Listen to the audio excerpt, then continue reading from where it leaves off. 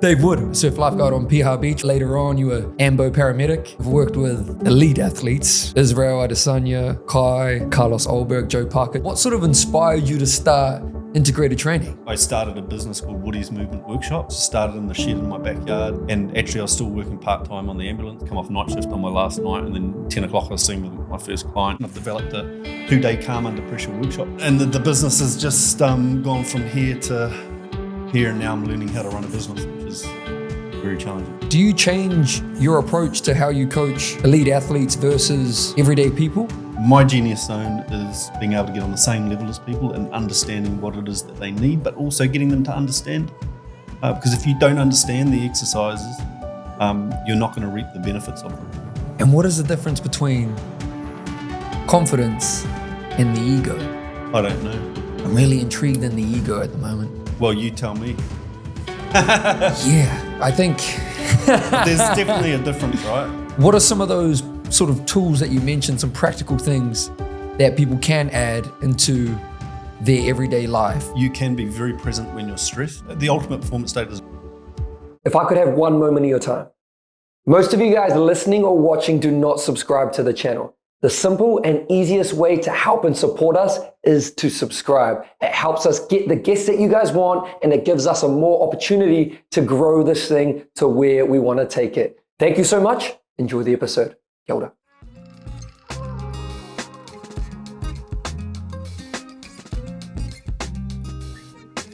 Dave Wood, welcome to the Martin Show, brother. Yeah, buddy. Good to be here. Dave, in order to understand a man, in order to understand a human, it's important to understand their context, particularly early context. What do we need to know about you and your early context to understand How the man? early? Yeah. I grew up, bro. My earliest memory is growing up out at Piha Beach and sailing my boat down the lagoon. That's my earliest memory that I have. And I grew up out at Piha. So the thing about growing up out at Piha is it's such a unique place, man. Like you've got the Waitakere Ranges, the Black Iron Sand, and the Tasman Sea. And I never understood about tapping into energy. Obviously, that's not something that was, even through my 20s, you know, I always thought, far out, we need to get out of Piha and go overseas. That's where the good waves are. That's where doing all my travels and that, and coming back to Piha sporadically I traveled for like 10, 12 years. Coming back to Piha, I was like, man, this place is like, that's where I really started to appreciate the West Coast and Piha and actually how special it is. But now, you know, having grown up there, I just appreciate that place so much because of the energy. And you know, like the last 3 weeks, it's been wild out there. Rain, wind. For some people, that can really agitate them. For me, you know, I get a little bit sick of the rain after a while, but I'm off up into the bush and jumping into the water and out in the ocean and amongst the elements. And it's that constant changing of the environment out there and the different energy that represents that I love tapping into, because that's how you connect deeper with nature. And I understand all of that now and just how important it is.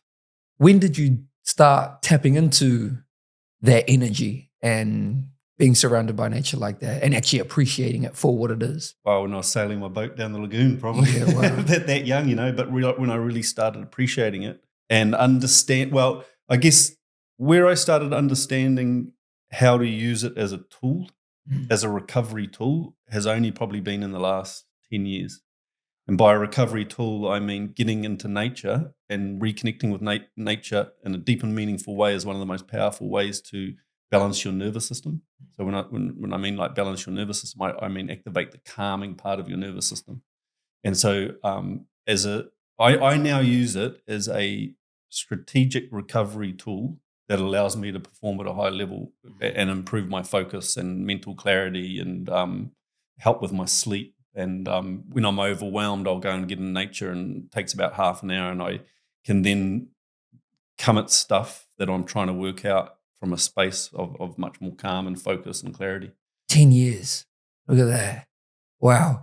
I want to go back to younger Dave. What do you feel like, particularly in those earlier stages growing up in PL, what do you think was a motivator or a driving factor for yourself? Probably the ocean.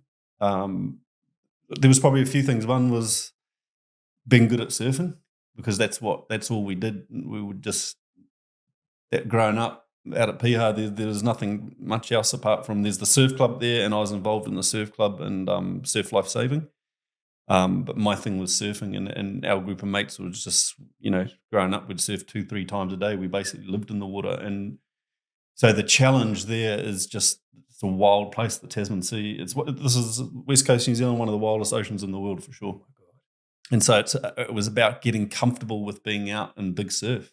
And then that's one thing about surfing. The other thing is actually getting good at the technical side of surfing, which takes years and years, and learning about the ocean and the tides, and then being able to surf at other locations. And because like you go to, I don't know, like take Tahiti, for example, totally different wave than what we surf here. Go to Indonesia, totally different. And all of these places that I'd go it was always a challenge of being in the ocean and being comfortable in the ocean and getting better at surfing. Yeah, and then that leads to your first, I guess, major job, which was a lifeguard, a surf lifeguard on Piha Beach, watching people's lives.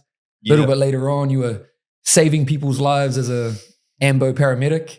What did those years teach you, I guess, about what you teach now? Stress, pressure, presence, and having responsibility for others. Probably taught me that in order to get good at being like calm under pressure and stress control, you actually have to really challenge yourself. And it doesn't matter what you do, finding ways to put yourself in stressful situations, controlled stress, and then getting better at being there with more control, both mental and physical skills that allow you to perform in those challenging situations is something that, you can teach someone all the exercises and all the skills and all the knowledge, but unless that person actually puts themselves in challenging situations, and that could be something like just, you have a fear of getting up and talking, and so you go towards that, or it might be the ocean, or it might be, but it also taught me like a lot about communication and how to connect with people, because in surf lifesaving, you're in charge of a team of people, and you're in charge of the management of the beach. And, Piha in summer, there's thousands and thousands of people on the beach. So you have to make decisions about, how to run the beach under pressure when it's busy. And so I learned all that stuff from a young age and made lots of mistakes along the way. But I learned how to work in a team and create, get buy-in from the team and create team cohesion. And so it was invaluable when I look back now at surf lifesaving, because you have a lot of autonomy in that job around what you do. And it is, you're involved in some pretty full-on rescues, and but it's not just in the ocean. You've got the bush, and you've got people come to the beach and they get themselves in all sorts of trouble, not just in the ocean. Yeah. No, I've heard you talk about one of your greatest loves for particularly that job as a lifeguard was around the autonomy. And I actually found that really interesting, because I guess for me, when I think about autonomy, I think about like having some sort of ownership over your job or your life or whatever that may look like to you. This is more of a recent realization for myself is actually valuing, I wrote it down the other day, what was one of my values now for this year was freedom. And do you feel like you took that love for autonomy and took it into all these other areas of your life as well? Growing up out at Piha, where you're like a free-range kid, you're sort of, we would be in the ocean, on the sand, in the bush, and you just had this ultimate freedom out there. Surf lifesaving, it was the same thing. You had a lot of autonomy around, again, how to run the beach, making decisions about how to operate a team. Transitioning then into working as a intensive care paramedic, you have a lot of autonomy. You have a broad scope of practice. You're just out in the community dealing with anything that you can imagine, from the very young to the very old. And some of those jobs are what we call pre-hospital jobs. They don't make it to hospital unless you initiate the right care.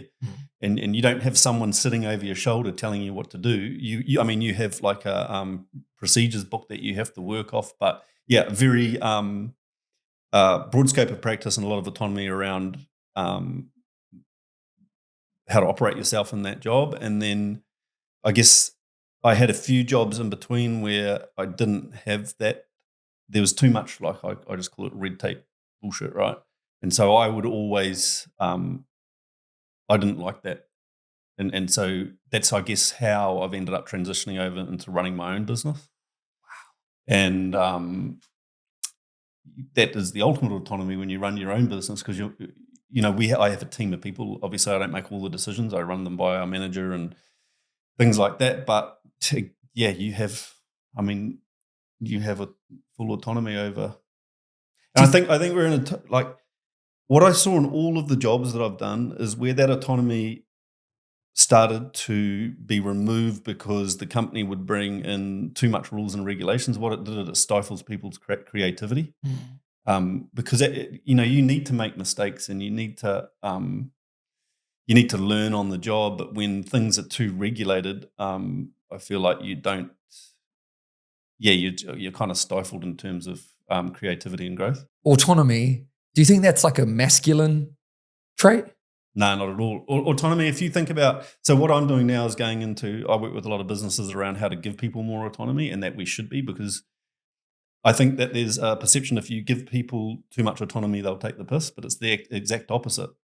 When you give people autonomy, they appreciate it. An example would be I do a lot of work around bringing in active recovery into a person's day so that they have better balance between stress and recovery. It's absolutely vital in terms of sustained performance and not burning out or feeling the effects of chronic stress. So in order for that to work in a company, you have to give people autonomy. An example would be, a lady has to get to work at 8 o'clock. She has to drop her kids off at the other side of town, and it's just a panic to get to work at 8. Well, turning up already stressed, not in a good environment to be productive. The autonomy is I'll turn up to work at 8:30. Well, if you give someone that autonomy, they're going to be way more productive. But it's also the autonomy to work out in your day, to do to integrate some of this active recovery into your day. But people equate productivity with busyness, and people are addicted to stress. And then so even when you give people autonomy, often they don't do the things that, and that's what I've experienced in going into these companies where the company gives people autonomy to use the gym or to do a meditation. They feel like a lot of the time they feel like, if I am not here doing the work, that I'll be seen as not productive. Wow, yeah. Well, I was going to talk to you about stress, but since we're here, we may as well jump into it a bit more, because most people view stress as a bad thing, and myself included. Like I don't know. When I say I've had a bad day, it's usually because I've been stressed out all the time. But that's not your belief, and stress is bad. Why? It's about understanding what stress actually is and how important it is for adaptation and growth. But if you think of stress as your body's response to threat, challenge, and demand, so when you're exposed to threat, challenge, or demand, there's a part of your brain that detects that and activates your body's stress response. And a very simplistic way to explain this is that when your body's stress response is activated, you get the release of adrenaline and cortisol from your adrenal glands. And that hormone gets you ready to expend energy, increases your heart rate, blood pressure, breathing, pupils dilate, blood flow is diverted from your gut out to your peripheries. Back in the day, it was designed for survival. Nowadays, we're activating it hundreds of times a day based on psychological stress, physical stress, psychosocial stress, just the stress of waiting in line to get to the front, the deadlines. There's so many things coming at us. So when you look at it like that, the problem is not stress, it's our response to it. And so if you think of anything, like if you want to, all of these body systems require stress for adaptation. If you want to get big muscles, you'll go to the gym and you'll stress the muscular system. And if you allow for recovery, you will reap the rewards of that. But if you don't allow for recovery, it'll have the opposite effect. So the problem is not stress. The problem is the absence of disciplined, intermittent recovery.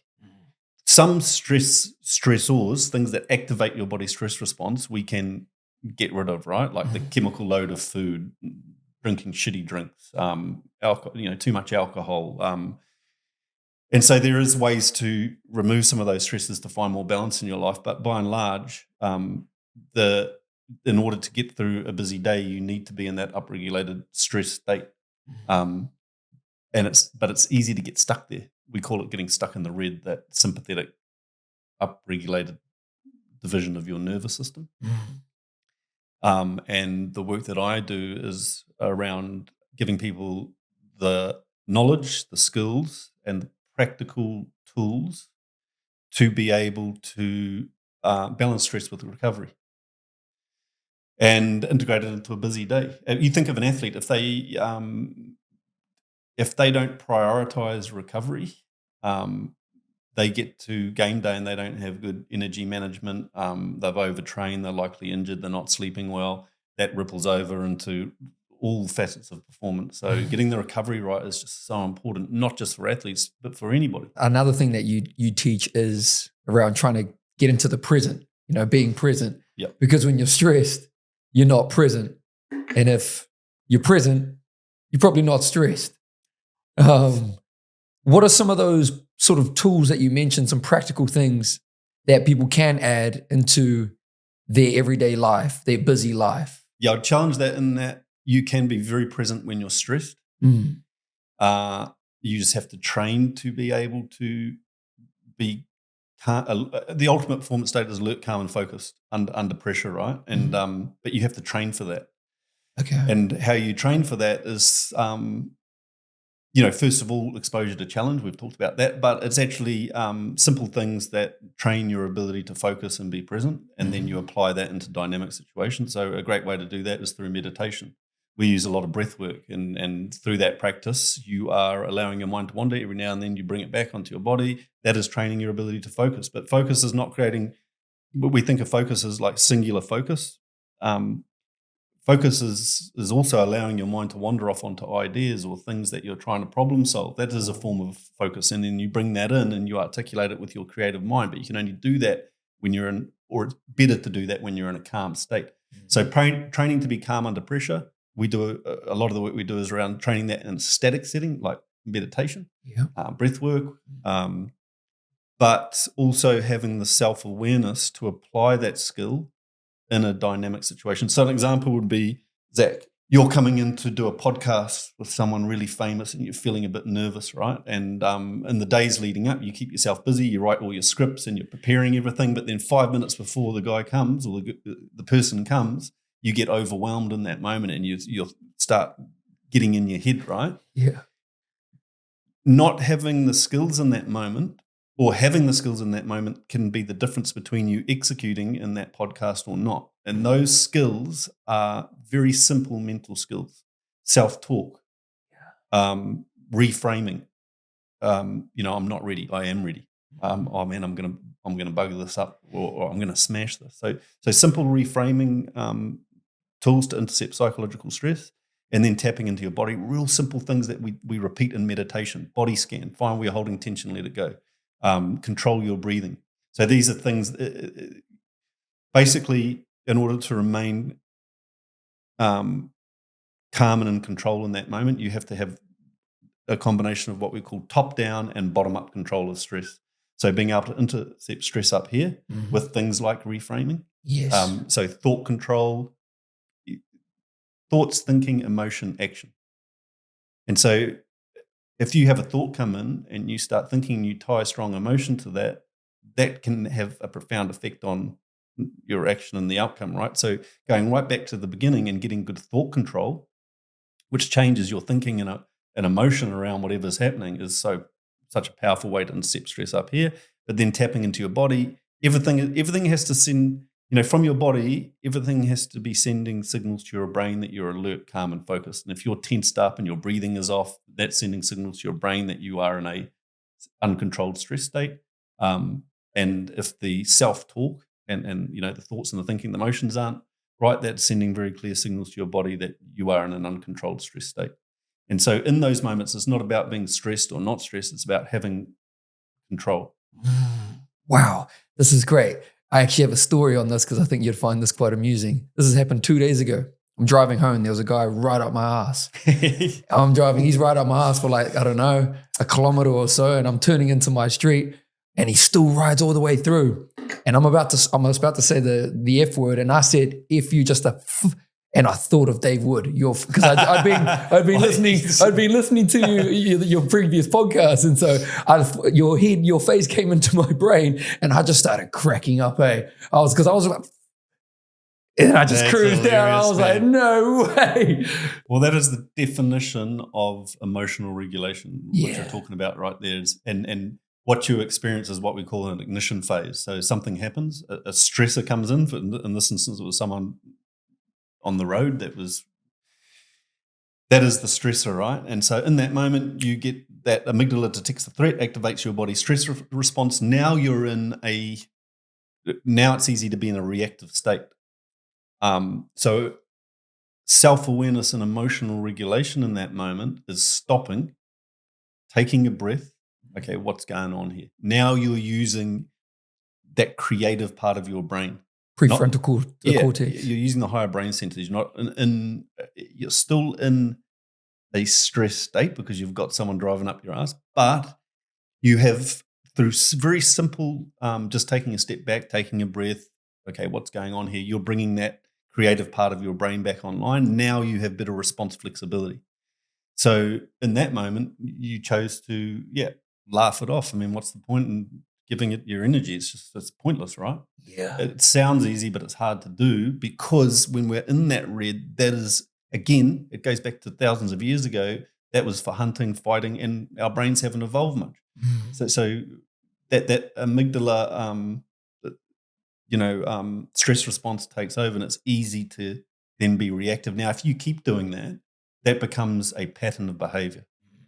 And then that pattern of behavior will come to the forefront under other stress and pressure moments where you need better response flexibility, but because you've trained a reactive pattern, it just comes out. I mean, that was me for like 20 years. Wow, quite reactive. Just didn't have the skills, man. I didn't, something like that would happen, and I'd just be like, I never thought, wow, man, I should just take a breath here, or, emotional regulation and self-awareness is a superpower, and calmness of mind is like, those things went across my radar. So it was easy to, like, in those types of moments but that also gets you in a lot of trouble. And growing up and being in that reactive state got me in trouble, and I learned the hard way. I remember being on the Northwestern Motorway, and a guy pulled in front of me, and same thing, just and got all pissed off and gave him the fingers, and then it turned into like a bit of road rage, and we pulled off at Te Atatu and got to the lights, and he opened the door, jumped out, pulled my door open, ripped me out, and gave me a beating. Wow. This is not a guy that you would mess with. Yeah. And so you learn through your mistakes. Oh my God. Yeah. And because the reality is, reacting can really get you into a lot of trouble. And does that come from, I guess, your environment, like even early upbringing, seeing how your parents react to certain things? I don't know, man. It's well, I do know. It's just going through things in life when I was younger that I didn't have the skills to deal with. So I just shoved it back and, went overseas and went traveling and ignored it all. But it comes to the forefront. Like, I never thought that I had anxiety, but anger is anxiety. Wow. And because it's energy, it's trapped energy that has to get out somehow when you don't deal with stuff and you just store it up. So it comes out in all sorts of ways. Avoidance, anger, frustration. And that's why it's so important to... And the thing is, like, people can go right through life with these shitty patterns of behavior and not change because they become such ingrained patterns, what we call subconscious patterns of behavior, right? And we are consciously aware of them when we happen, but they are coming from our subconscious state. And that was happening for me. It was just like I'd go into a situation and I might react or get angry, and those were just patterns that I'd trained over and over again. So you just fall back to the pattern you trained, right? Yeah. And so going through this journey into my 30s and 40s and doing what I'm doing now, it's having to identify all of that and create change around it and train new patterns that are more healthy. Welcome to the Martin Show first ad break. For anyone who is wanting to go on a new journey, learn a new skill, we have started our basic beginners boxing fundamentals course. For anyone, if it's your first time, if you're a seasoned member, this is the course for you in the boxing space or fitness space. Click the link below or go to onlineboxingtraining.com and I'll see you guys there. Let's get to mahi, eh? So the first step is always awareness, right? To have awareness of the patterns or the negative patterns that are holding us back. For everyone sort of listening, what's, I guess, the next step, or what was the next step for you after having an awareness of reacting? I'm getting angry over these bloody guys that are riding up my ass on the road. What's like the next step? The next step is, I think,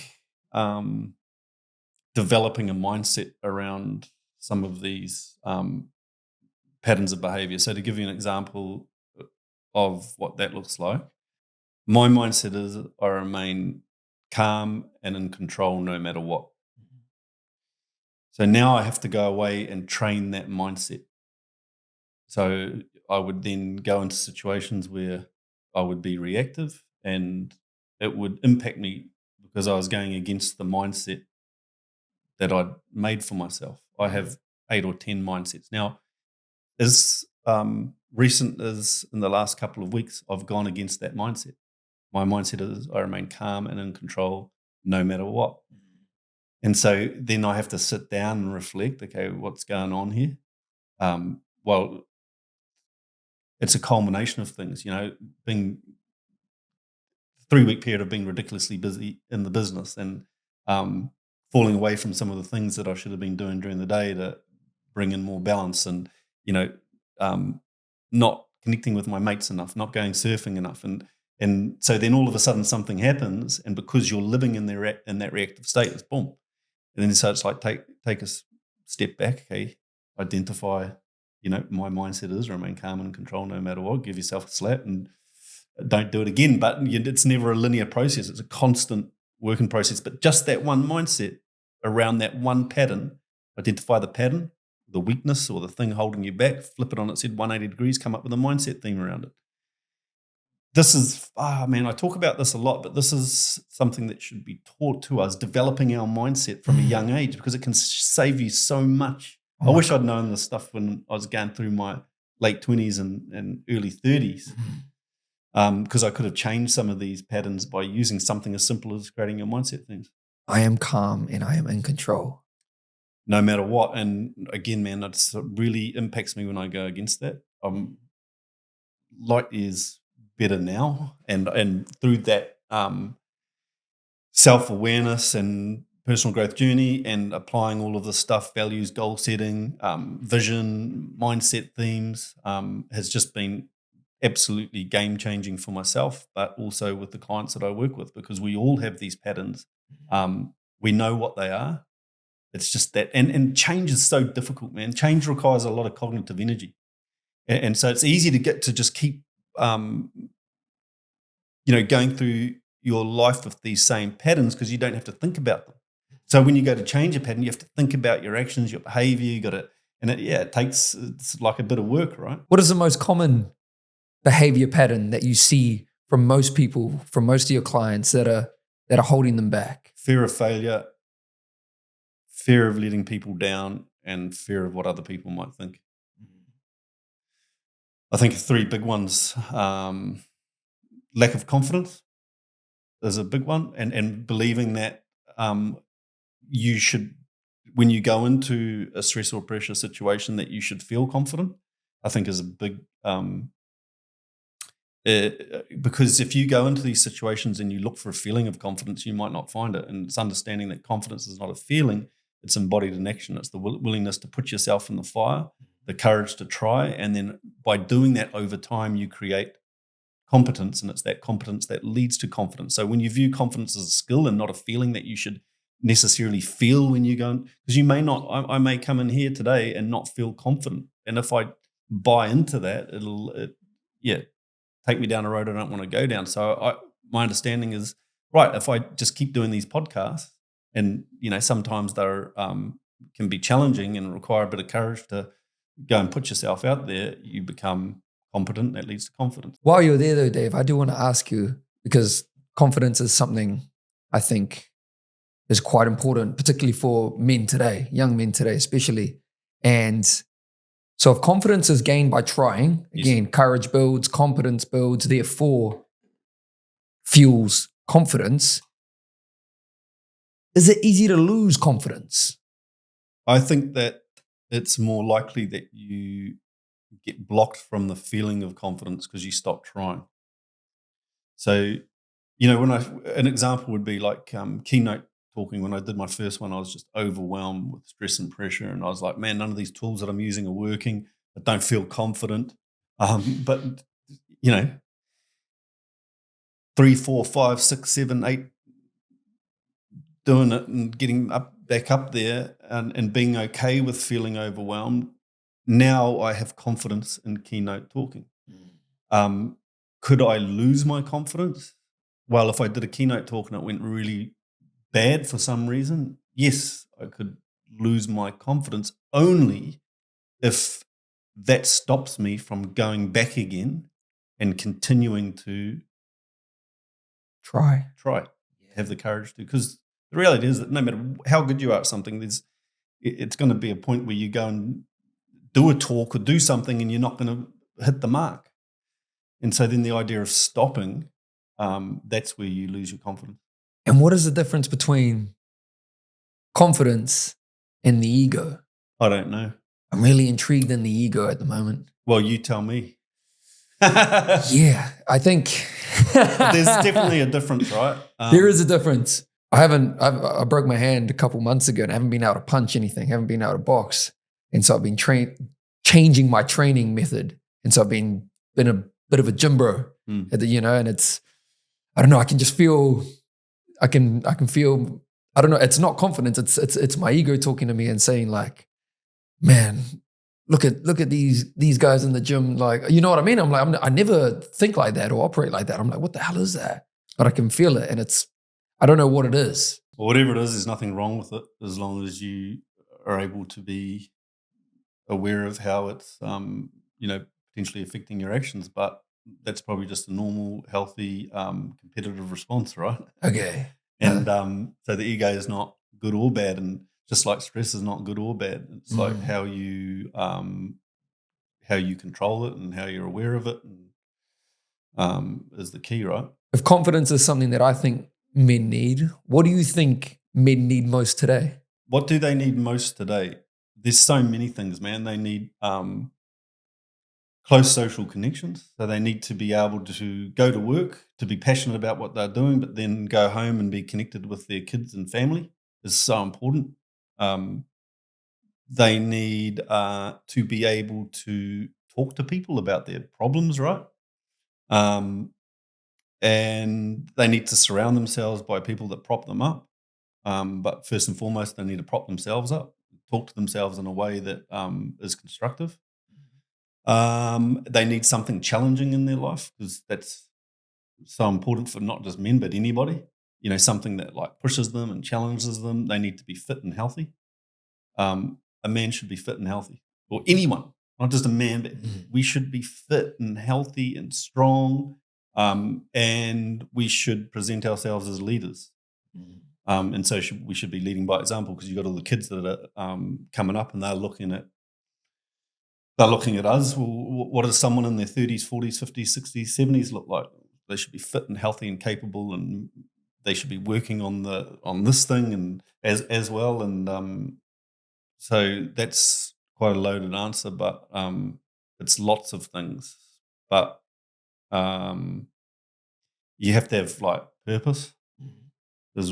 I know that sounds like everyone's like talks about, but of course you have to have purpose and meaning in your life, and so you have to find that. Do you feel like you've always had purpose and meaning? Yep, definitely, because I've always worked in jobs that are challenging, and I've always wanted to challenge myself. I've always been like very clear that I want to be good at what I'm doing, and so that would keep me like striving for self-betterment and self-improvement. I think it's also important to know a little bit more about you in the travel years. You went traveling and you traveled the world. And was this in your 20s? Yeah, I would have been 20 when I left, 19 or 20. Yeah, wow. Time where you're still trying to figure out who you are, right? Yep. definitely. And, coming from a small place like Piha and then going overseas is quite confronting. Especially when you leave all your mates and all your comforts at home. And I think especially, where there's just traveling is just like I don't even think I had a phone at that time, like to send an email. I would go to the internet cafe every fortnight when I was traveling to send an email back home. What did the world teach you about yourself that New Zealand couldn't? I think just traveling opened up I know that traveling just opened up so many challenges and opportunities. So I initially went overseas and worked for Club Med in Indonesia and then in Malaysia. So Club Med's a big French-owned resort, and I went over there initially as a lifeguard because on the beach at this resort in Indonesia, people were drowning. And so my job was to go there and basically sit on the beach and make sure no one drowned. Wow. And they had a pool there, and I did that for a month. And then it went, the monsoon season finished and the beach went flat. And so they were going to send me home. And I was like, oh man, I really like it here. I'm keen to stay. So they said, look, you can join the beach team. Do you know how to sail? And I was like, yeah, sailing, man. I've sailed all my life. And so they chucked me on the sailing team. And it was just these little Hobie cats, these 15, 20-foot Hobie cats. And on the first day, Choco, he was the Indonesian guy who ran the beach there, one of the best bosses I've ever had in my life. I learned so much from that guy. He came up to me and he goes, you don't know how to sail, eh? And I was like, nah. And he goes, right, you got a week. And he taught me everything about sailing those Hobie cats. And I learned that guy, I still think about him today in terms of one of those pivotal people in my life who had a massive effect on me growing up.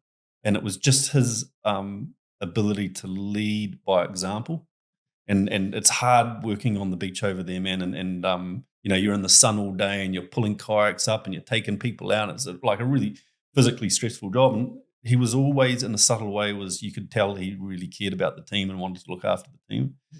But yeah, I did that for a couple of years, and I went over on the lifeguard exchange to Cornwall in England and worked as a lifeguard over there for 5-6 years, which was basically just a party. And the Cornish coast, one of the most beautiful coasts, and you could surf at work, and so I was having such an incredible time over there. And the mates that I have over there are like my mates here. They're just the best people, and so I was really lucky to go over to Cornwall and form a close-knit group of mates over there. And then I bought and the boys from Piha would come. I had a British passport, so I could just stay over there, but my mates would come and go. And, when they'd come to Cornwall, we'd get a flat and they'd stay for a season. So it wasn't like I was, still connected with my mates in New Zealand. But, then we bought this Ford Escort panel van, and me and my mate Dan took that right through Europe and down to the bottom of Morocco twice. And so all those experiences.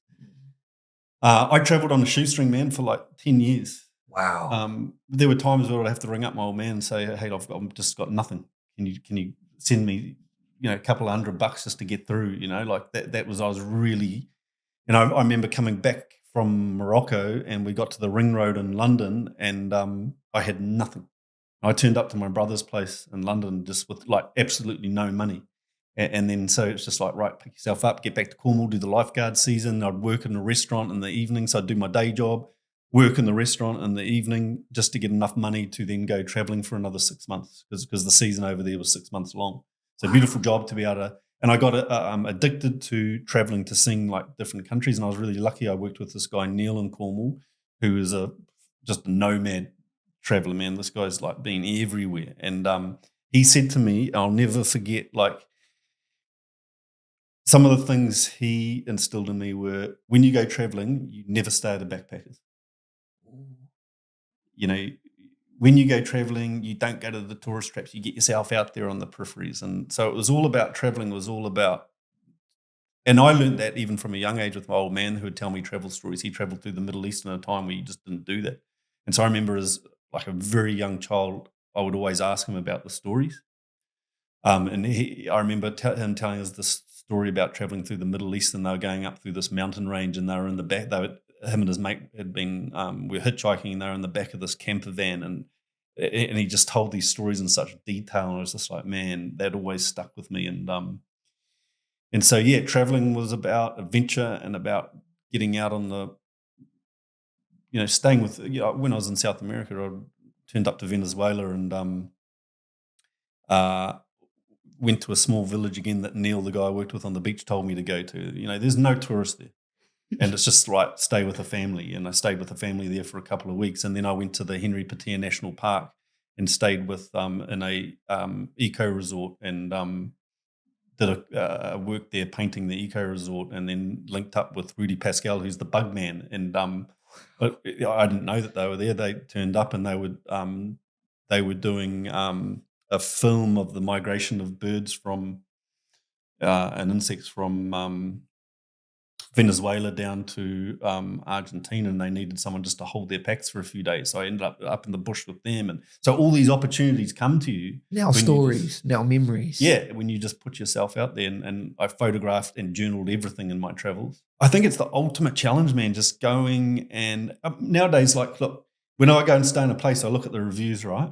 And, there's a bad review, won't stay there. That's bullshit, because when I was traveling, you just turn up, and some of the worst, crappiest places were the best memories, right? Man, I remember in Ecuador, we rocked up to this place on the coast, and me and my mate Dan stayed with this guy who had a rental, and it was him and his brother, and they were both alcoholics. And it was just such a weird experience, man. The whole place was weird. There was all these rundown old cars, and we were like, and you would never, ever stay at this place. It was an absolute shithole, but we stayed there for 3 days, and we surfed out in front, and it was just a weird, crazy, like, cool experience. Did it change who you thought you were? And I mean, like, your identity as, like, because you're so used to, as you say, the familiar, the people, the job, your identity back home, your routine, all those sorts of things. And then you go out and it's all different, new, scary. In all of those travels, I would always be surrounded by like-minded people. And so while I'm saying that, I was out there and alone, and I was surrounded by really good people, even when I went, because a lot of my travel I went by myself. The example, like, going from London to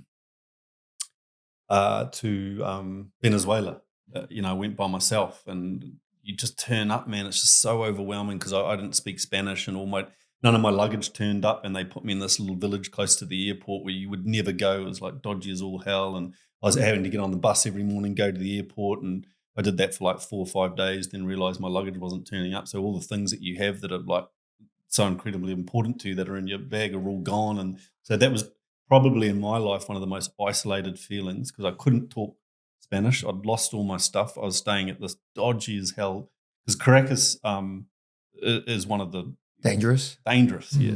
And this little town I was staying at by the airport was like, I just remember, man, just feeling just so out of place. I remember, I've talked about this before on another podcast, but I remember calling up my old man, and I said, look, I need to get out of here. I need to get back to London. None of my stuff's turning up. Nothing's working out. And he just said to me, look, just sleep on it. It was his way of saying, just fucking harden up, just sleep on it. And slept on it, woke up the next morning, right, what's the next thing we need to do? And that's where I ended up at that eco resort, and then I met the girl that worked at the reception there, and ended up staying with her. And it's like, right, now things are good. Right, where do we go next? Yeah, the two shall pass. Yeah. Wow, I love that. And then, sort of coming into more of what you do now, what sort of inspired you to start integrated training? Well, I was working as on the ambulance, and that kind of came to the end of the road for me, in terms of I'd been doing it for 13 years, working night shift. I worked on a first response jeep as an intensive care paramedic. So you're exposed to, 13 years have just been exposed to yeah, just all sorts of things, but also I was just kind of not burnt out with that job, but I started feeling that I wasn't as invested in the job as, because I guess when you start as a what they call an EMT, which is emergency medical technician. Then you work up to paramedic, upskilled paramedic, and so when I started, it was all about, because you study for 3 years, right? And then you go out on the road, and then you got to build your way up to intensive care paramedic level. So I constantly had this thing that I was striving to get to, and then when I got there, I wanted to be really good at it. And it takes, like, once you become an intensive care paramedic, really it's like 4 to 5 years to really get good at it, to see that many presentations of like high acuity jobs, and Wow. and so I sort of went through that and got to a point where it was like, right, the sort of, there's not, unless I went into management, which they never would have let me, because I wasn't that type of person to go into management. So I sort of, at that time, man, I was going through chronic pain. Like, I had this chronic pain in my hips. I failed bilateral hip surgery, and I started going deep into, like, understanding how to get out of chronic pain. And a big part of that was things like the meditation, the sleep hygiene, the myofascial trigger point release, the muscle imbalance, learning about, like, anti-inflammatory foods. And so I became and learning about stress control. I became so interested in that, that I sort of transitioned, because I got myself out of chronic pain using that stuff, but it took so long to work it out because there's no blueprint. And then I was like, far out, I've got something really powerful here that I can actually use to train people as a coach. Yeah. And so I started a business called Woody's Movement Workshop, because I was really interested in muscle imbalance at that time. And so I built a small client base just through word of mouth. At that point, I don't think I even had, like, an Instagram thing going on. It just started in the shed in my backyard, and from 5 people to 10 people, and actually I was still working part-time on the ambulance. And then I built up enough of a client base to leave the ambulance and do that full-time, because at one point I was working 2 jobs. I'd come off night shift on my last night, and then 10 o'clock I was sitting with my first client. Wow. And so I left the ambulance thing altogether and started building this business, Woody's Movement Workshop. And then, man, I started noticing, with the things that I'd applied to myself to get out of chronic pain and chronic stress, because chronic pain is chronic stress, I started seeing it in a lot of the clients I had coming in. Whilst I was working on their muscle imbalance, I could see, man, their breathing is all over the place, and they don't have good stress control. And so then I sort of pivoted from doing the muscle imbalance work into stress control, calm under pressure, mental skill development. And now doing that for the last 5-6 years, I've sort of positioned my business, Integrated Training, Wow. in a really cool place where I can work with athletes, I can work with professionals, CEOs, leaders, but anybody that is trying to enhance their health and performance and learn mental skill development and the things that we've talked about, self-awareness, self-regulation. I've developed a 2-day calm under pressure workshop here in New Zealand, which takes people through. It is such a unique workshop because it teaches people the knowledge, the skills, and puts them in practical simulations to embed those knowledge and skills around mental skill development.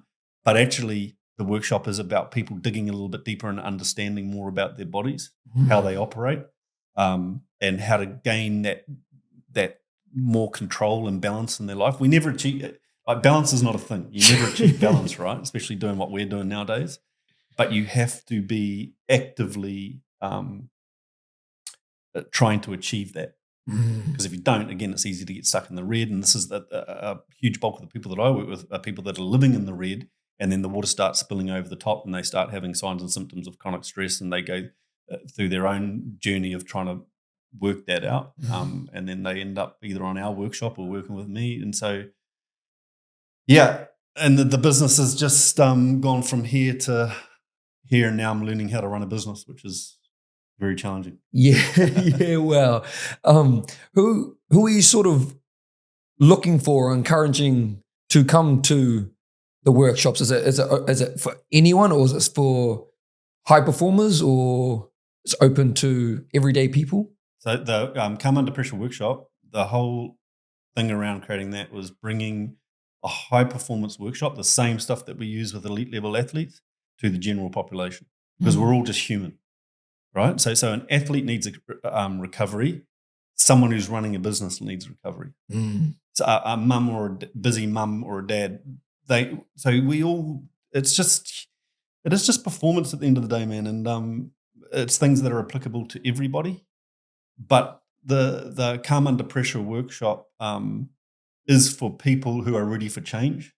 And actually that is so important, because in order to come on this workshop, you then have to go away and, with the programming that we give you, actually start training to be calm under pressure, to have better response flexibility, better control when you need it, and better balance between stress and recovery, and integrate that stuff into your day. So you have to be ready for change. And so some people that come on the workshop, they do the entire workshop, but they're not actually ready for change. And I think the people that are really ready for change are the ones that have hit a bit of a wall. Like whether it be their health, or it's normally one of three things. It's the family have suffered, the business has suffered, or their health has suffered. It's normally a combination of all three. And they're at that point where it's like, right, I really need to create change.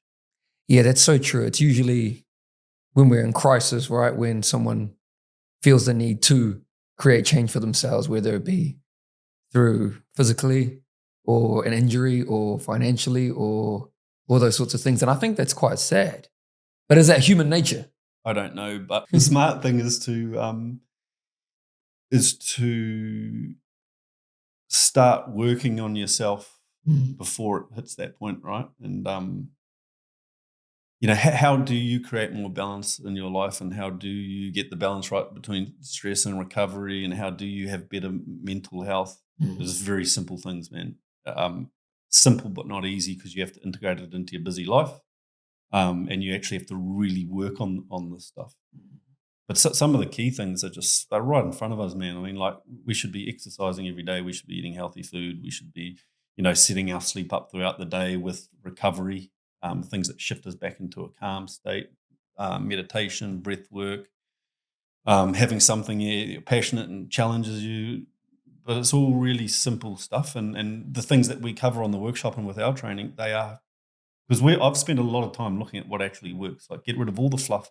What's going to work in terms of improving your mental health and your physical health? And they're very simple things. But I think a lot of people, when you present it to them like that, are like, well, if it was that simple, I would have worked it out. I talk a lot about the importance of reconnecting with nature. And I can dig much deeper into that in terms of the connection, the actual connection we have with nature, in terms of what it does to our nervous system, what it does to things like focus and mental clarity. And it's just, the clients that I work with, one of the first questions I ask them is, in an entire week, how many times would your barefoot touch the earth's surface? And some people just sit there and they're just like, never. Well, that is a massive problem. You're on this drug, you're on this thing, and you're trying all this stuff, but you don't even have the really, what I call the foundations of performance. Look, I'll put it like this.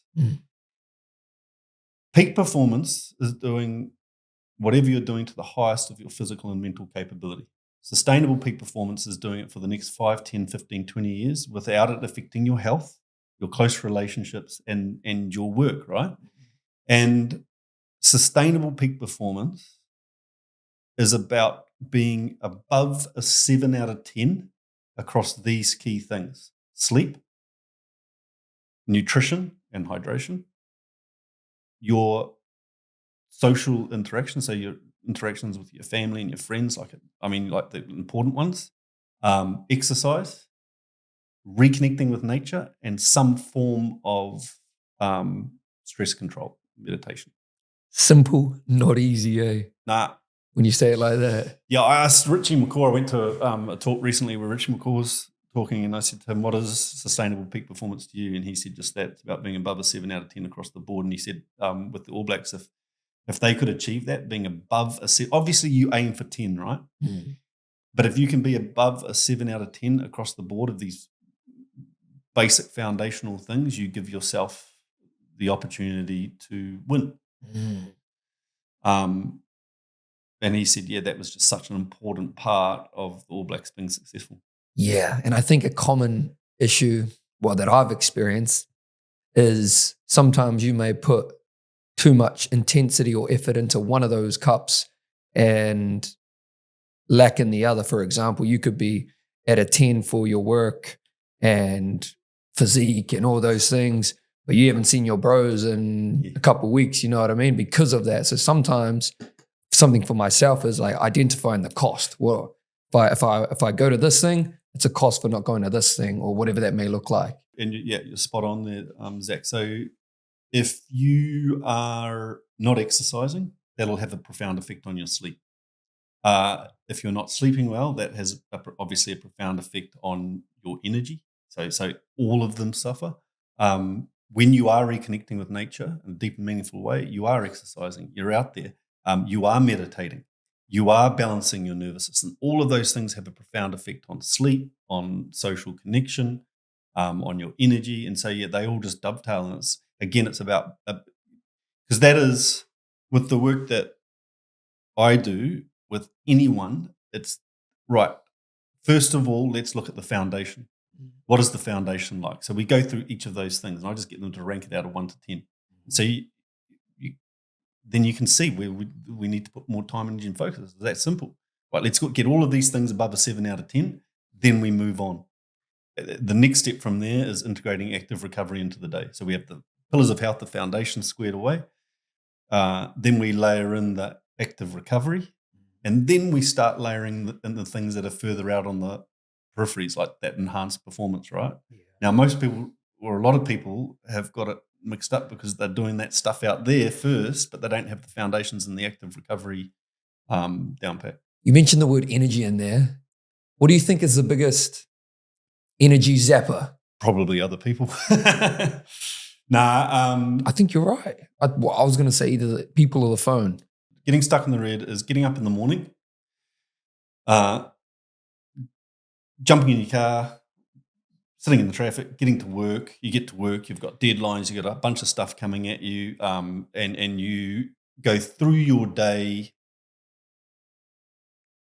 in that busy or productive state. You trough a bit of food at lunch. You then got to rush home. You might stop at the gym on the way home and smash out something at the gym. Then you're back with family, and then you've got to do the dinner. And so there's no conscious or nothing that's programmed in there to shift you back into a calm state. And so where we get energy from is things like, it all comes back to that foundational stuff. How do we get energy? We connect with our mates or with someone on a deeper level where we have, good conversations, and it might be that you go to lunch with someone or have coffee or have a beer. We exercise, you come away from exercising and you instantly feel way better. The meditation and the breathwork stuff, shifting you into a calm, restorative state, is a daily practice to educate your nervous system. This oscillation between the red and the blue is so important. Setting your sleep up throughout the day with those active forms of recovery that shift you into the blue. Because if you're staying in the red all day, don't expect to switch off at night. The nervous system doesn't work like that. It likes this oscillation. And then, the food, that chemical load of the food. So we make, the digestive system is a system in the body that uses the most amount of energy. If we're talking about energy. So if you're shoveling crap into your mouth, it's got to get from there through your esophagus, your stomach, your large and small intestines, and then out the other end, right? And that uses a lot of energy. So you go through your day like this. And and then we talked about like people that steal our energy. You got to protect your space, right? Protect your energy and set clear boundaries for those people. And they can be people that are close to you or people at work. But that all feeds back into autonomy. We all have autonomy to like exercise this stuff to a degree, right? Out of all those things you mentioned, what's the area that you need to work on the most? I would say right now I'm above a 7 out of 10 on all of them. But the area that tends to take a hit I go through periods in the business that are really full on is that those really simple things. So I have 2 lots of 5-minute breathing flows that I do every day. Now, if I go and I have a 21 minute breathing flow that I do 3 to 4 times a week, and then I have a bunch of other stuff, non-sleep deep rest protocols. And if I have a couple of weeks and I go away from that stuff because I get stuck in the red, which is easy to do, my sleep starts suffering, or my creativity, or my energy, or normally a combination of all of them, right? And so that's where that's something that I find like not challenging, but that's the thing that tends to go when I get really under the pump. But again, it comes back to like that's when these things are most important. And they're actually really simple. It's not like you got to go to the gym for an hour and you've got to eat perfect food and you've got to do an hour and a half meditation. They're really simple things, man. A 5-minute breathing flow. It's just 5 minutes, right? But in that 5 minutes, you learn a lot. Oh man, I can't switch off, or I'm just so tense, or my breathing's all over the place. Well, it lets you peer under the hood and have a look at what's going on. And it allows you to be like, oh man, far out. I didn't sleep good last night, or I've been eating crappy food, or like I haven't been prioritizing these things.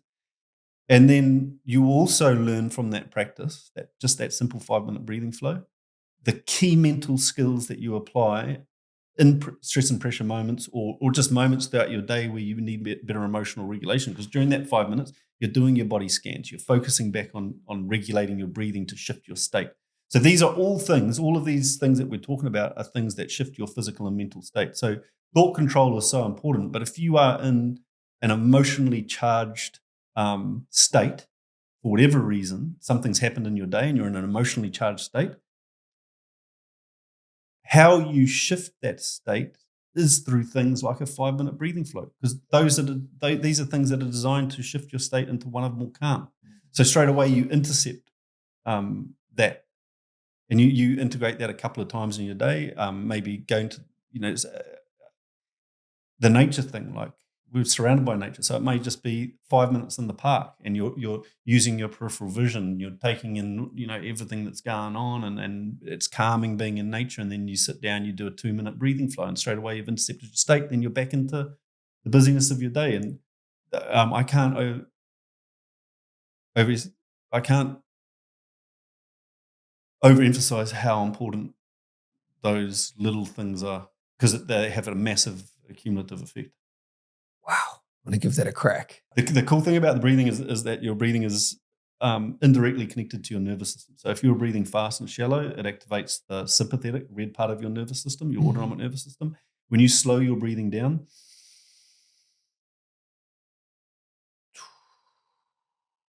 it activates the blue parasympathetic part of your nervous. We know this. This is your biology. No one can say otherwise. When you slow down your breathing and prolong the exhale, it creates more parasympathetic tone. So when we are spending so much time in the red, this is what I mean by active recovery, shifting back into the blue as a practice and a skill.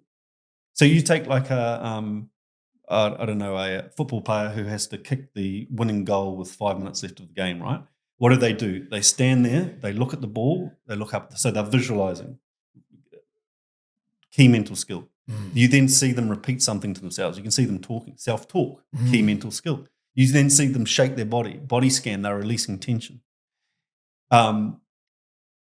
These are all things that you do when you're meditating. So to be able to apply it in a really dynamic, high stress and high pressure moment like that, you have to have the self-awareness to bridge the gap between that practice and doing it when you are naturally in a high stress reactive state. What a great example. And actually, because you mentioned meditation a few times in this conversation, because I feel like a lot of people, myself included, think meditation is a practice where you sit there, close your eyes, and you're in this sort of like so position. But you've actually said you could even be walking on the beach in the park and you're meditating. Is that right? Meditation means something different to everyone. I don't even have a definition. Yeah. To me, I love doing, and there's lots of different meditations I love doing, or the teaching that I do is around breath work. So breath work slowing down your breathing rate. So there's basically 4, the inhale, hold, exhale, hold, and you can assign numbers to the different parts of that breathing cycle. Mhm. So an example would be like a 6 in, 8 second hold, 10 second exhale, 4 second hold at the bottom. Wow. But you can play around with the numbers. Like you can get a breathing app and you can program them in, and you can play around with the numbers to find what gets you most calm. The key thing is that the exhale should be longer than the inhale, because the exhale is what creates more that calming effect. Inhale is more active, exhale is more passive. So that is a form of meditation. But meditation could be, okay, an example might be I'm sitting in the ice bath and my timer's on for 2 minutes and my mind keeps latching to the end, and I grab it and I bring it back and I do a couple of breathing cycles. Meditation could be like just being in nature is meditative. I think that like a very simplistic explanation would be like anything that allows you to be present and focused in what you're doing. In any practice that sort of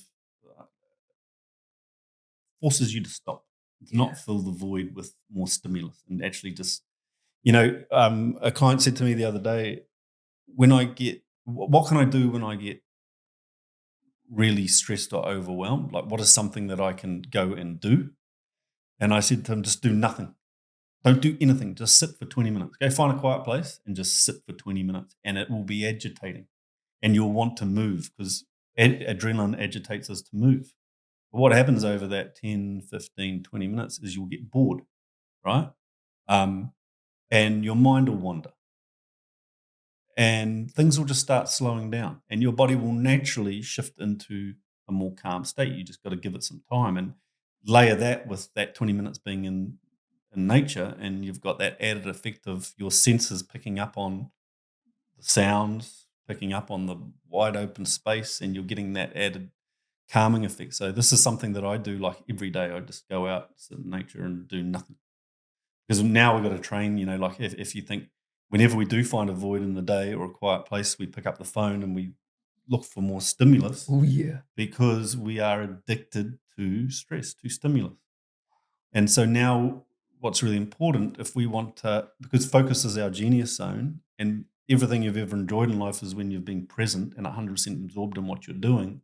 But if we're training a constant pattern of multitasking and more stimulus, it's hard to then go and do things you enjoy and be focused and present. So you actually have to train for it. And that's where the meditation for me has been just such a game changer.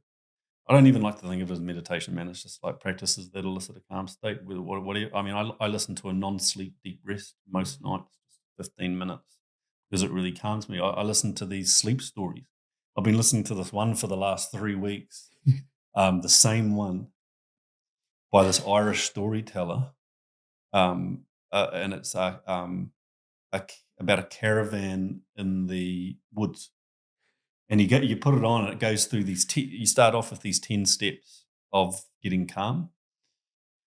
And a lot of the time I don't even get through the 10 steps. I'm then like asleep. And so what happens with this non-sleep, this sleep story is he takes you on this journey of finding this caravan. And it's, just, it's so relaxing, but then it continues on for hours just with the noise of rain.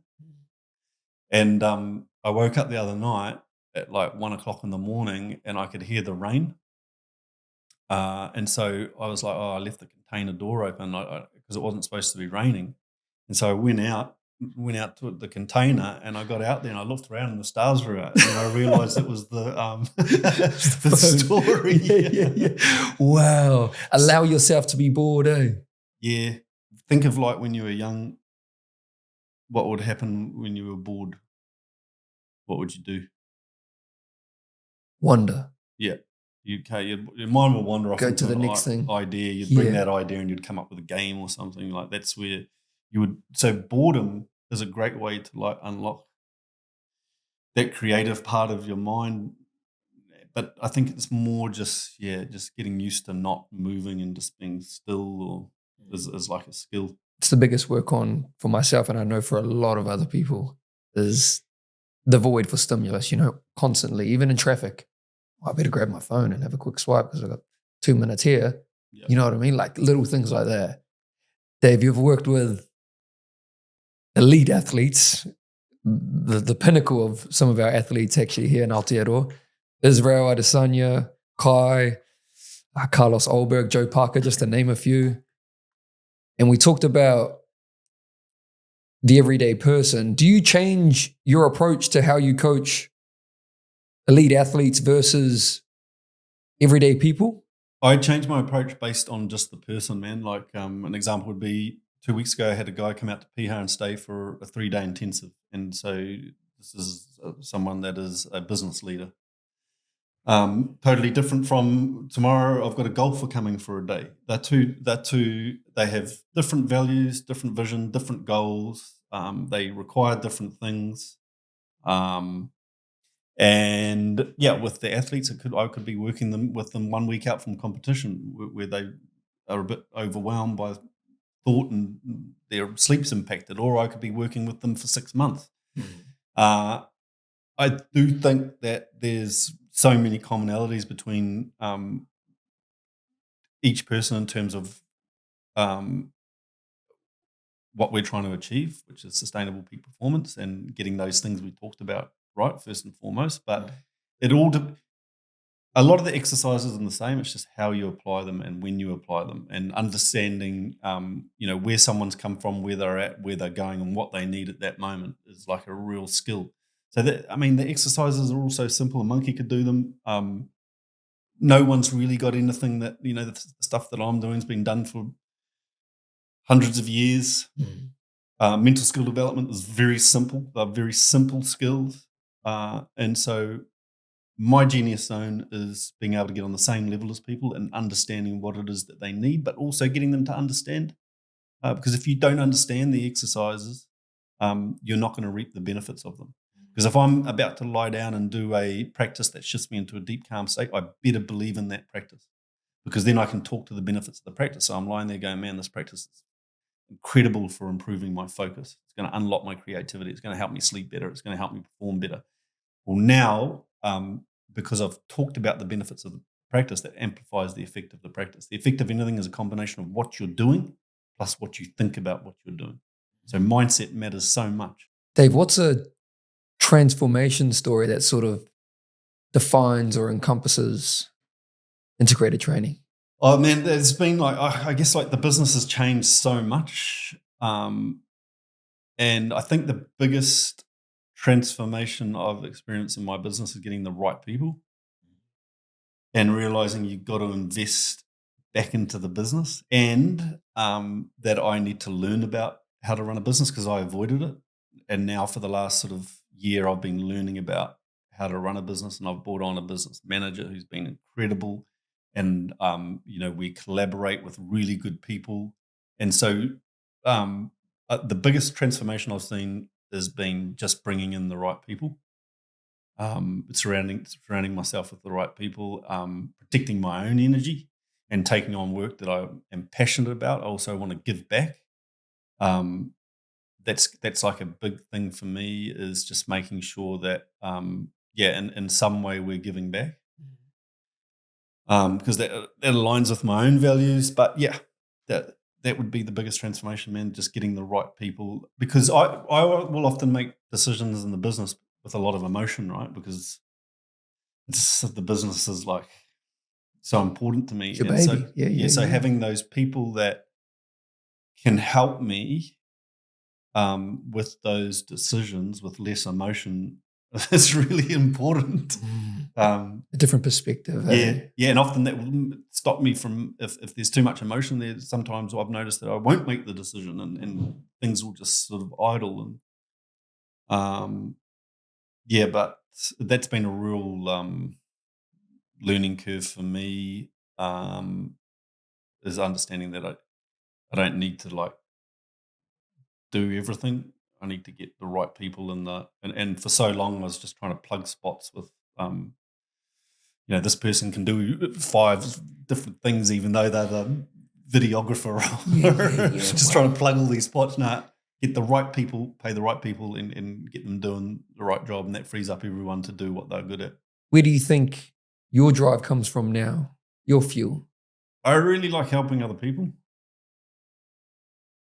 I get so much joy out of working with an athlete and then seeing them achieve something great, or just working with someone who's struggling with stress and pressure and giving them tools that like significantly help them. So that's a big driver. I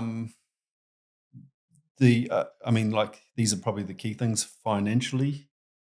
I need this business to be, financially supporting itself and supporting myself and my partner, um, and then enjoyment is like just such a big one, man. Like, I want to be like doing work that I really am passionate about and enjoy. Another big driver is just being good at what you do. Like, I can't imagine doing a job where I'm not really passionate about being the best at what I do.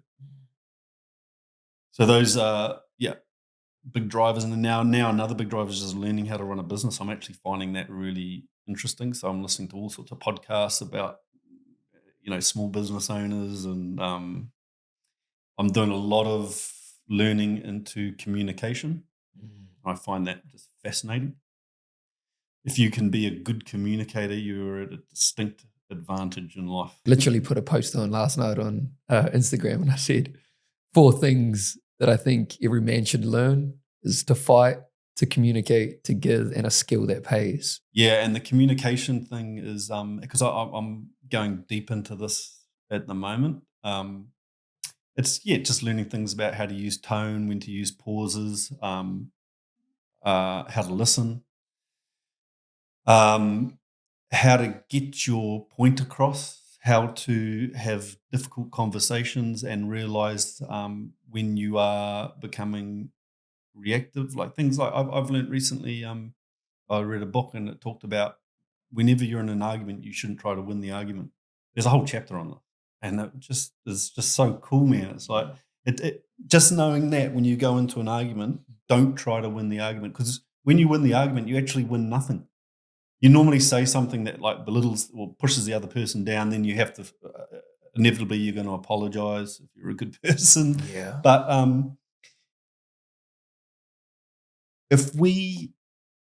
I think communication is so important, because we're always going to be around people that have other viewpoints than us, right? So I could have something that I believe in 100%, and you could have a totally different belief that what's the word I'm looking for? That is different from what I think, right? It doesn't make you right or me wrong. And we can, through communication, come to an agreement on there'll be something that I can learn. And because I realize that even though I have really strong beliefs, that doesn't necessarily make them right. And I want to learn what this person believes. Yeah. And so it should never be about I need to get my viewpoint across over this person because I'm right. It's just like, man, I can because often when I have these types of conversations, this person and the way that they articulate their belief will make me change my belief. Yeah, there's a chapter in a book I'm reading at the moment, and it's on win-win. I win, you win. Yeah. Most people operate with a win-loss. I win, you lose. Again, winning the argument. He talks about the relationship should come first, regardless of what happens. I was like, I love that. Yeah, man. And just learning things like with every conversation you go into. I'm not just talking about a conversation with your mates or something. I'm talking like more business stuff. You should have a goal with that, or a meeting. There should be a goal, and there should be an outcome that you want, and you should articulate that goal and that outcome. And then by doing that, you can condense the 45-minute meeting down to 15 minutes, because you're not all the way over here, and then you're just focusing on, okay, what is the goal of this conversation or this meeting? This is my goal, and this is the outcome that I'm looking for.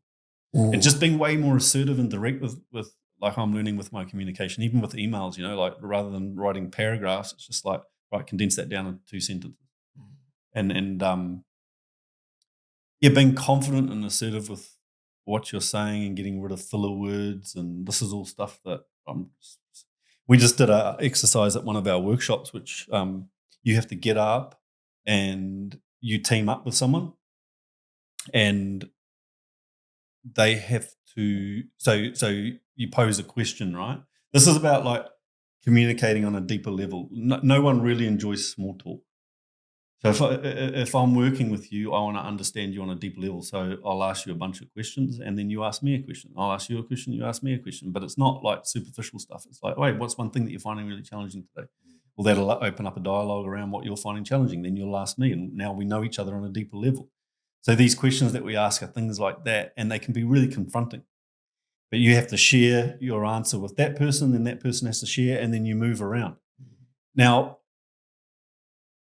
whilst it's confronting, what you see is just a shift in everyone in the room, where everyone's like, because that's what we really want, is to be more connected with other people. And so, yeah, you see this positive shift in people, because if you share something with me, I will naturally want to share something with you, and that's how you connect on a deeper level. The power of vulnerability in that moment, eh? At the end of the day, man, like, it is vulnerability, but it's just, we're all so Humans. similar, man. If I share something that I'm struggling with at the moment with you, you'll probably be like, man, I've got that as well. Yeah. Or if I share a weakness, or we do a lot of this sort of stuff with the work that we do. It's like, what is a weakness? Identify a weakness, talk about it.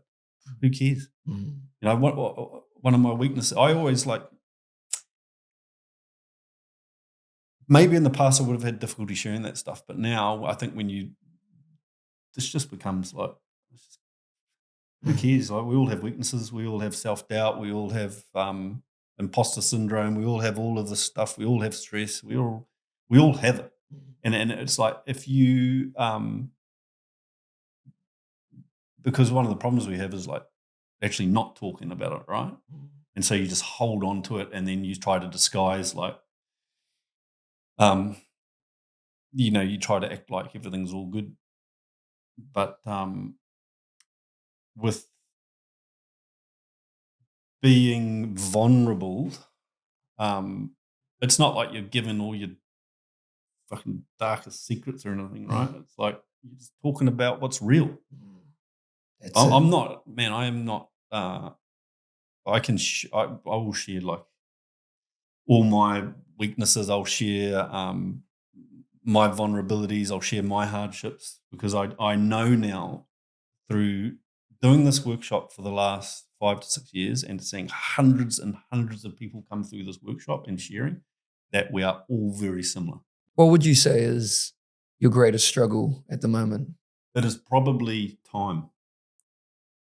Time to spend with like family, friends, my partner, time by myself, to go surfing, to do the things that I enjoy, because we're in, part of that is just like being in a growth phase of the business, and there's a lot of things going on, a lot of things we're trying to put in place, and there's the so time is like one. Just I'm real competitive, even just in the water, and I want to keep getting better, but you naturally like plateau out a little bit, and you've got to adapt, and that's like across all areas of life. That's a really good challenge. Mm-hmm. So when you ask me about challenges, all the challenges I have are relatively, I mean, even though some of them are like hard, they're all they're not like something that I view as being bad. Like, man, just maintaining your health is a challenge. Like being physically and mentally healthy is a challenge. Eating well is a challenge. Running a business is hugely challenging.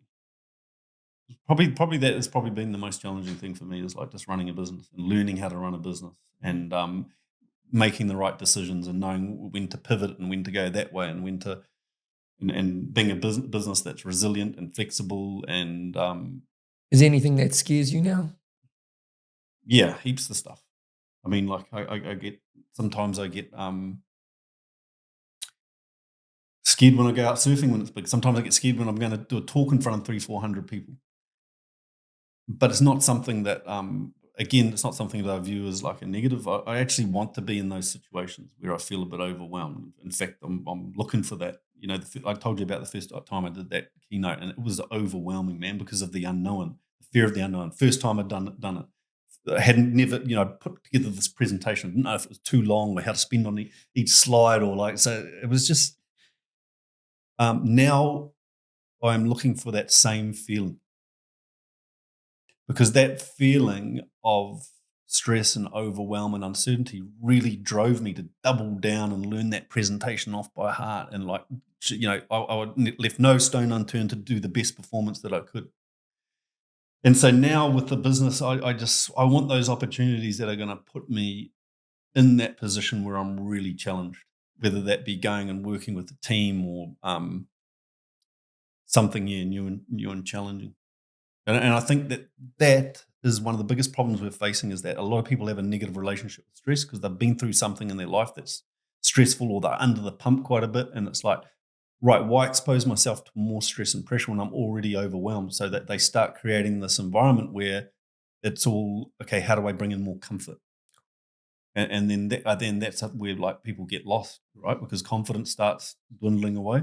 Because confidence is about, putting yourself out there and exposing yourself to challenge.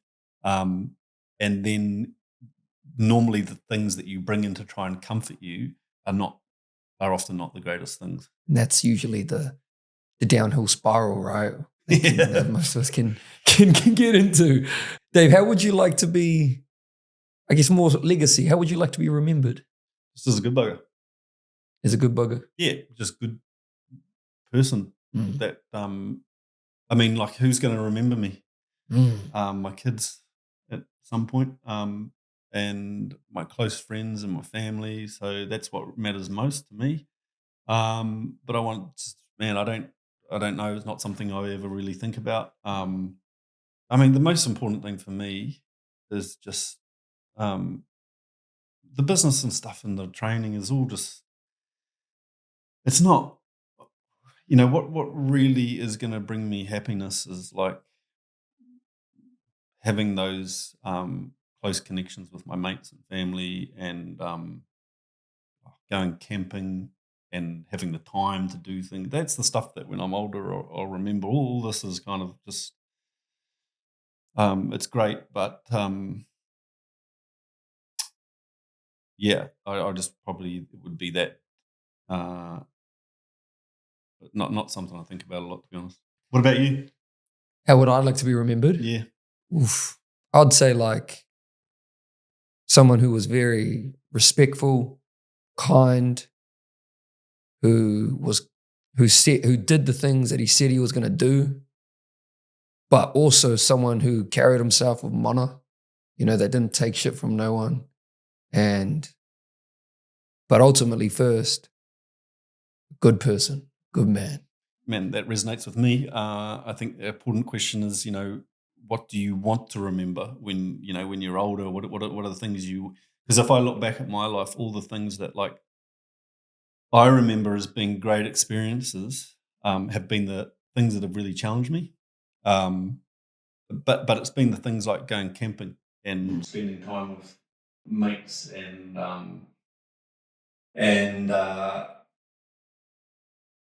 travel. Those are kind of the things that like really stand out to me, and so it makes me think, man, I need to be, and that's why I said about time, like doing those things and experiencing those things will be the things that we will remember when we're older. And then another thing is like actually now investing in your physical and mental health for when you are older, because what I saw in the ambulance service was people stuck in their bodies for the last 20 to 30 years of their lives, and we're in just such a, I look, we're not, how rare is it to see someone in their 70s, 80s, 90s that is fit and healthy? When I saw them in the ambulance, man, I was just drawn to them. I wanted to know, and I'd always ask them, what are the things that you did that, because you'd often go to people like 90, 100 years old. I'd always ask them, what are the things that you did to have such great longevity and be so fit and healthy and well? And they always said the same things. Always the same things. That they were still going to like bingo nights or connecting with their mates. They always had like a veggie patch. It was uncanny, man. You'd go there and there'd be a veggie patch and they'd be tending to so they're eating healthy food, outside, nature, you know, they were still active and they worked until late in life. So that tells me that they were doing something that they were really passionate about. The idea of retiring when you're 50s, 60s, cool, but if you're passionate about what you're doing, these people were working into their 80s, you know? And that comes back to like the purpose. It's just simple things. But when I'm 70, 80, I want to be like surfing. So I need to keep myself strong and do the things now. I love that. And as you're talking, I'm thinking about like, because there are stages, right, in life. Like right now, I feel like we're probably in different stages right now. I'm about to go begin my own travels. So I'm in the stage of like memories, and I told you off here, like, I'm very driven. People think I'm going to go on holiday, but I want to go meet as many people as I can, you know, try and get my bum on those tables. And I don't know. I think I'm just in a season. I don't have kids yet. Don't have a mortgage. Why the heck not, man? I want to have, 10, 20 years, I want to be able to sit down just like yourself today and be able to say, oh, I did this, went to bloody, was it? Starts with a V, Van, you know? You know what I mean? Like, so, right now, I'm in that stage. I'm very hungry, very hungry. You're young and you've already done so much. And man, you will, even just sitting this podcast up at the age of 26 is impressive, man. And being able to come on and ask these questions and is a real skill that you will take through. And you have your full-time job and you're going to go traveling and it'll just build this huge skill base and all these practical experiences that you'll be able to apply into whatever you do in life because it's all transferable. Oh, that's beautiful. I appreciate that. And it's sometimes, you talked about outcomes and we talked a little bit off air. And sometimes I can feel myself, and I know many others can get too attached to outcomes. You know, you want the result now. And they're almost, I know you're big on trusting the process. And you hear that a lot. Trust the process. I get all that. Sometimes, is there ways of like how to manage that? Of how to detach ourselves from outcomes and results? Because I don't know about you, but there are times where you feel like you're in the process, right? You're working hard, you understand patience, and it's almost like you begin to expect some sort of achievement or some sort of result. I don't know how you feel, but that's just where my mind's going at the moment. And I have to keep reminding myself, like, shut up, Zach. Process orientated. Yeah, well, sometimes the process can suck and can be like really hard and challenging and slow and grindy. And that's where it's easy to get into a negative mindset.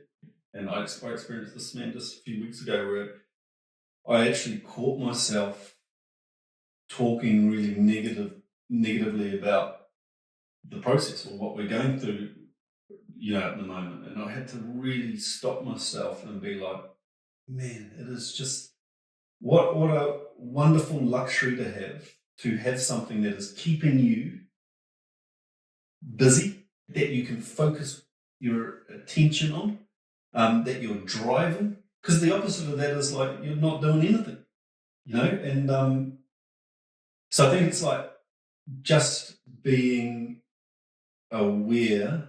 It is just I don't like keep saying it, but it is self-awareness and just like catching yourself when you are in the process of doing something to achieve something, and the process is challenging, just to remind yourself that sometimes when you think you're going backwards, you actually have the most momentum, because inevitably what will happen is if you keep pushing in a smart way, and you keep navigating those hardships, you come out the other side and you're more resilient. You not only got through the thing, but you come out the other side and you learn more and you have more skills and you've had that experience, and then you can take that experience into the new challenge.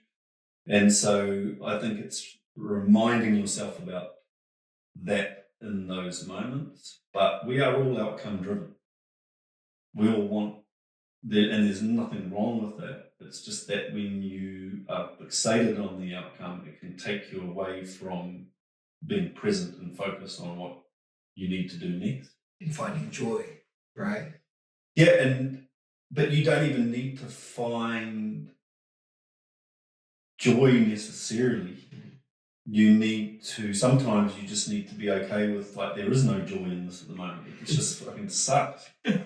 and being okay with that and finding the joy in other parts of your day that's where, like, the work is really messy and there's actually not that much joy in it, but I can pull back from this for an hour and go for a surf and then get back into because if you just try to find joy in everything, you just need to do hard things, right? And sometimes it's like that hard thing can be a day, sometimes it can be a week, sometimes it can be a couple of months. We're driven by, I heard you talk about the spy agent on the Diary of the CEO. He talks about the motivators for people. Ideology is one of them. I can't remember all of them, but one of them is reward. And talking about the outcome being a reward of something, which then, I don't know whether it's money, status, something. And something that you've talked about is the reward is the process. I've heard you mention that you have to, and so one of my questions was like, how do you reward yourself if you're committed to the process, but you haven't achieved the outcome that you're desired yet? And the answer is essentially what you've shared.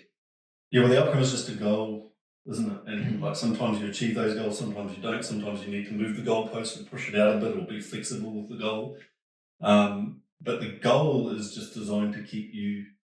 The goal is more or less designed to keep you heading in a certain direction and in the process.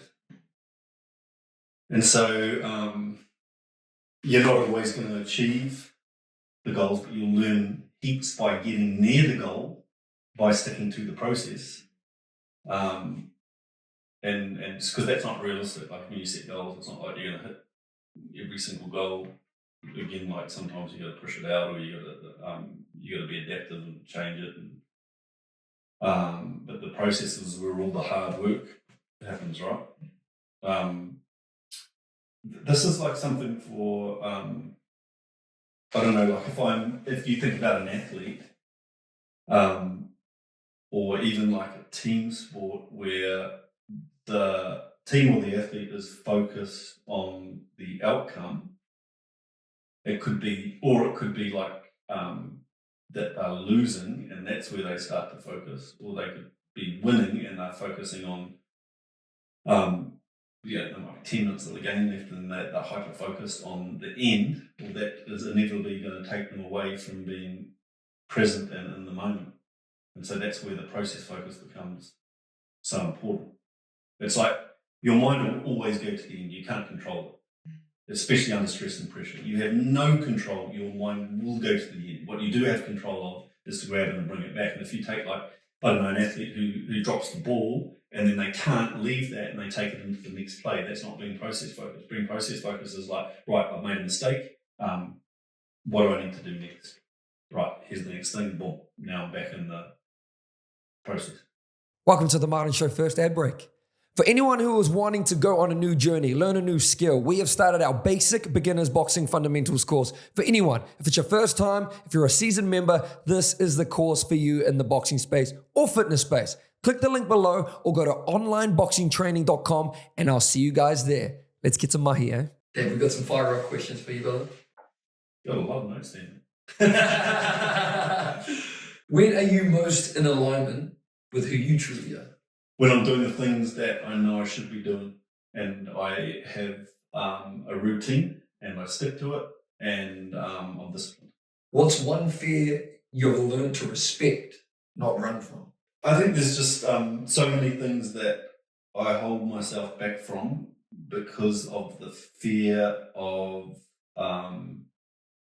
putting myself out there and not succeeding, right? And so that can be as simple as I don't know. I won't.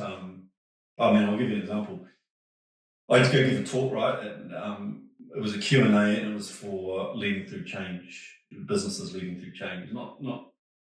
And I was talking with up on stage with the CEO for One New Zealand. Oh, yeah. And I just felt like a bit of an imposter, right? Like, oh man, I don't run a big business. Who am I to talk about leading through change? So when I arrived at the venue, I decided I'd wait in the car until right before I talked. I didn't have to go in and that was uncomfortable. 5, 4, 3, 2, 1, move. So when I identify that, I have a rule where I'm holding myself back. You count down from 5 and you have to physically move. So when I identified that, because you can okay all of this stuff. In the car, sitting in the car park, 5, 4, 3, 2, 1, open the door, go in, interact and talk with people. And when I got in there, I looked up on the board and there's me in my wetsuit and there's the CEO for One New Zealand, and I'm like, what am I doing here? And it's just like straight away, no man, you've got this, you know? So there's all these fears. That's how I sort of navigate it. It's just, that's where you should be and embrace it. What's one thing every man should experience at least once in his life? I think for me, it would come back to that travel, man, and really putting yourself out there in uncomfortable situations where you don't have, where you're just by yourself and you're having to work it out and figure it out. Because I think that is applicable for so many things in life, and inevitably what will happen is you will end up having a partner and getting married, and then you know, then you're kind of like that. And so I also think like just in relationships it's important to have your own life as well, and you know, in my relationship we don't have to be joined at the hip, we do our own things, but I think it's important for every man to have that, to just that ability to be okay in your own skin and you know, be alone, be by yourself, and that's like hugely challenging for a lot of people, including myself. Dave, what's the worst advice you've ever received? Worst advice I've ever received. I when I was going through chronic pain, I got heaps of advice that I look back on now that was just so damaging to my mental health. Not so much advice, but just things that people would say. Like, you know, an example is I got told by one health practitioner, imagine you're on a bike and you're going down a narrow path. If you go too far to the right, you'll fall down. Too far to the left, you'll fall down. This is when I was dealing with this osteoarthritis and chronic pain in my hips. Well, I went away from that and I sat in my car, and for me, what that meant was this: protect yourself. And that had just that one thing that guy said had a profound effect on me for the next 5 years, because I stopped exercising. And just an example, I wear shoes everywhere when I had chronic pain because I thought that I had to protect my hips. Just doing the dishes, I'd wear shoes because I thought, you know, the cushion, well, my feet become weak. I stopped, you know, strength training. I thought, that will be. So that analogy that person told me, and I think it's really important for people that are in those positions to understand that their words have such a profound effect. Who do you know that I should know? You should know my mate in Bali, because you can go and stay with him, and he's working a cool gym over there in Canggu. His name's Ben. Okay. He'd be a cool guy to link up with. Ben will look after you in Bali. Look at that. I love that. He works at a gym over there, cool gym called the Block. Oh yeah, I've heard of it. Yeah, so you could go there. He's a man you should know. I want to go to younger Dave. Could be that boy on his first day on Piha Beach. Could be any Dave. Could be that boy that's just about to embark on his travels. What's the one thing you'd want to tell him? I don't know if I'd tell him anything. I'd probably just because I think that all I guess like what you're saying is like what's one thing you can tell him to help steer his path a little bit, right? But I believe that like all the mistakes I've made have been really important. I would say to him to find comfort in like that, because there's definitely things like that I held myself back from doing. I would get him to understand that challenging yourself and putting yourself out there is really important in terms of your growth and learning. I would tell them that, I'd definitely tell them it's all right to have, because I think like a big thing that impacts anyone growing up is the thoughts that come into your head. And I would kind of want to explain that a lot of the time you can't control those thoughts, but you don't have to react to all of them, and that ability to reframe those thoughts is so important. I think that would have had like a huge impact on my life to know that stuff at a younger age.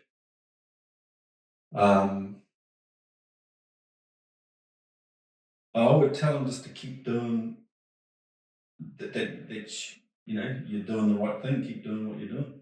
Dave, my final question. If this was the last conversation you ever recorded, what's the one final message you'd want to leave with the world? Be healthy. That's the biggest thing for me. Like one of the biggest drivers with the work that I'm doing is like the importance of being physically and mentally healthy, because that raises, you know, like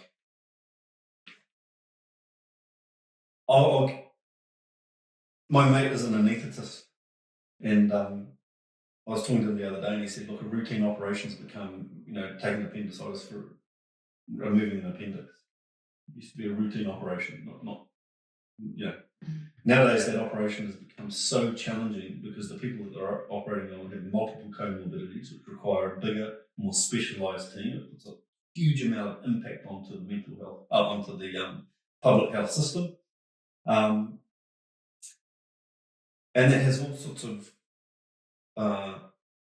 knock-on effects. But yeah, it would be just to, I think that, yeah, just being healthy, man, physically and mentally, and investing, because that's like the most important thing you can invest in is your physical and mental health.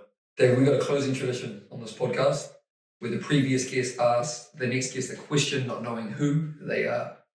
Careful! All good? What are you going to do tomorrow to make yourself better at your craft? Tomorrow, I have a young fella coming to do a one-day intensive, which is where we take them through, they come spend a full day taking them through the entire training curriculum and program for them. I've already set myself a goal for tomorrow in terms of every time I do one of these, I want to get better at it, right? And I want the programming to be better. And so I've put that, not pressure, but that on myself to tomorrow deliver the best training that I can to the highest of my potential. And so that this young fellow can go away and apply this stuff into his sport, but also teach other people. Because part of like being a part of all of this is I want people to come and learn the stuff for themselves, but also want them to take it and teach other people, because that's how we get all this stuff out there, right? Whether that be like the meditation or the thought control or some of the key mental skills. There's, I mean, like even in your business here, there's someone that probably needs help, right? And yeah, they might need a doctor or a specialist, but actually we are equipped to help with some very basic things. You're equipped to help lots of people. So, Dave Wood team, thank you for being here, brother. I appreciate your work that you do. I've been doing a little bit of research before this, and I think it's very important. I know I'm on a journey. It's still relatively early in the journey, but I hope it helps some people listening as well, man. Where can the people find you? The website is wmw.co.nz, and then the business name is Integrated Training. So on Instagram, it's integrated_training. Those would be the two places. And we've got 3 more coming pressure workshops this year. We run corporate and business workshops, work with athletes, work with anyone who's invested in self-betterment and personal growth and mental skill development and all the things we've talked about today. And then, for yourself, man, come out, like we talked about, come out to the beach and we'll run you through a session and before you go away.